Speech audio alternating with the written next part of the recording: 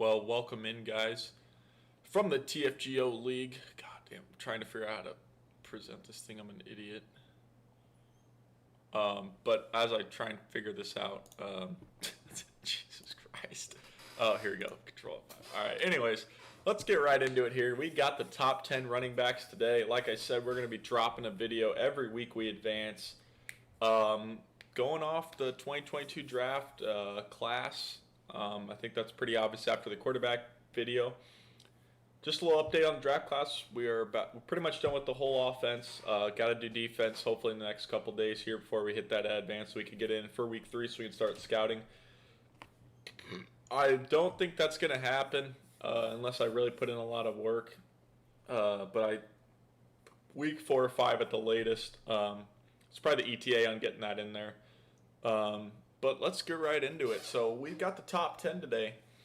Running backs. It's a little bit harder to do pros and cons for the running backs because a lot of them are the same. Tried to keep it as unique as possible, but it's pretty hard when, a lot of the running backs look and are going to play a lot of the same. So let's get in with the number 1 running back I got here. This is a tough decision between Isaiah Spiller and Breece Hall. Oh, definitely spelled. Oh, yeah. Oh, sorry. That's supposed to be an A instead of an S in Isaiah Spiller. But anyway, let's just keep moving. So Isaiah Spiller out of Texas A&M. Guy's a goon. 6'1", 225. Great size for the speed that comes with Spiller. His plus is a 3-down running back. I mean, this guy, you draft him, he is going to step in and probably instantly be your second running back, definitely your 3rd down running back. And, he's got the body, the size to take hits, to play seasons, not have to worry about him going down. For development-wise, this guy, he brings it all. The one knock I do have on him, his vision's a little leery at times, but, he makes up for it, and that's something, if you scheme him into stretches or other stuff where, it's a little bit easier to find the holes, as long as he's not cutting back, he can just get downhill, use that as explosiveness, speed, power. He's really got it all. At second, I did put Breece Hall in there out of Iowa State. Like I said, flip-flop decision there between Spiller and Hall. Breece Hall comes out of Iowa State, 6'1", 215, was a Heisman contender for a little bit last season. So obviously this guy's going to be pretty high. His biggest plus is pure runner. This guy, in terms of a running back that you need, is the best pure running back in this class, at least day one. He's got a little bit of a suspect receiving game, but that's something you could work with him with. He's got the hands for it. Just doesn't always feel out the linebackers as he needs to, but definitely the best running back in this class. At third, I got Master Teague the third out of Ohio State, 5'11", 225. Like I said here, plus his prototype body. For a running back, for at least 2 downs, maybe even 3 down with, he shows that explosiveness sometimes to be that guy. I don't know how crisp of a route runner he is, though. Not the best, so, But, he's usable. Good in pass pro, too, with that size, so that's his big plus. His minus is durability, and not in the sense he's been getting injured, but in the sense he has not received the bulk load of the carries, so we don't really know if he can stay healthy for a full season. That is who we got at 3. At number 4, I got Zamir White out of Georgia, 6 foot, 215. The guy was a 5-star prospect coming out. He's got the tools, just not been productive at Georgia, and I think that's really his big knock. You see the tools, you see the explosiveness.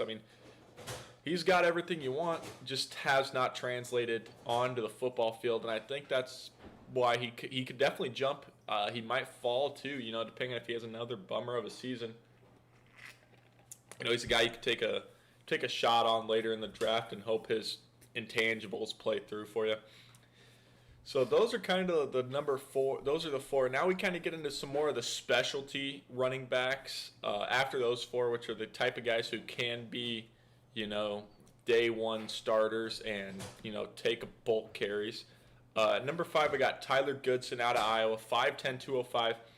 His plus is receiving ability. This guy is, think peak Le'Veon Bell. That's the type of upside with his receiving ability that we're talking about. Line him up outside, send him out of the backfield. He's special in that regard. His knock, though, not going to be a 3-down back. At 5'10", 205, it's just that's probably not going to work. but he is a fantastic second and long. You can get him 10 carries a game, on top of maybe, 8 receptions a game with how explosive and you can utilize him like that.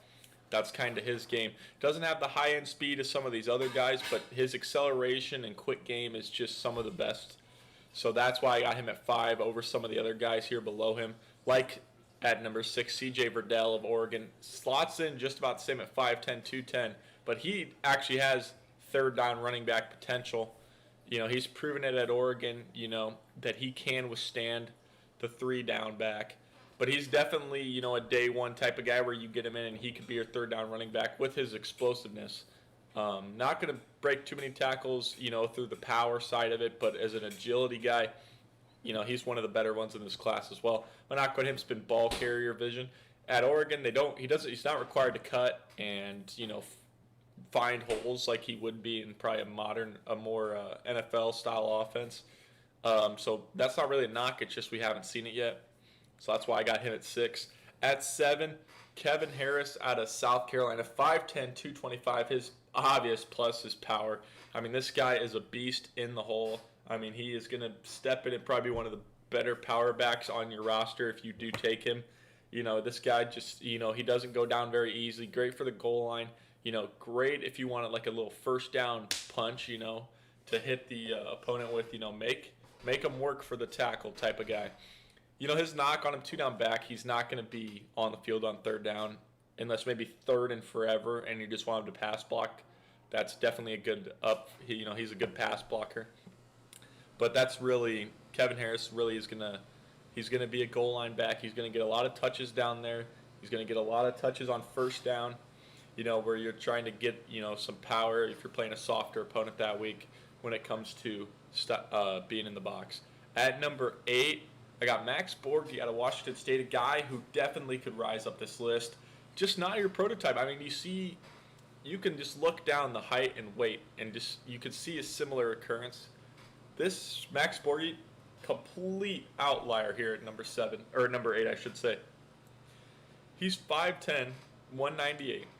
But his big plus is production. The guy has been productive. He has shown he can compete. The Pac-12 only played 4 games last year, but in those 4 games he looked good, So that's why I got him up here. He's a guy who could definitely jump more up the board farther if he continues that production. And then obviously his knock is his size. I mean, what else do you want me to say? 5'10", 198 really doesn't seem like, but we've seen outliers like that before, so I'm not going to, completely write him off just because of his size. There's a lot of guys that's happened to, and they've gone on to do great things. But, there's been equally as many who, if not more, who have done nothing. So, let's see what the production says for him coming into, later in the season.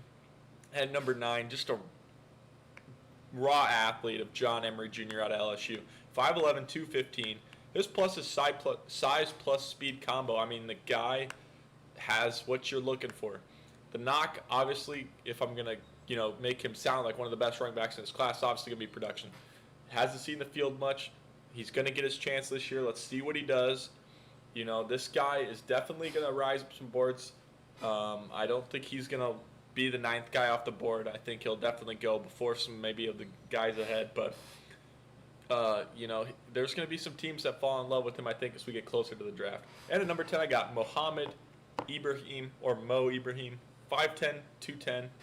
Power. I mean, this guy at Minnesota has been a workhorse for him. It is not production. He's been pretty good there. He's a solid 2-down back.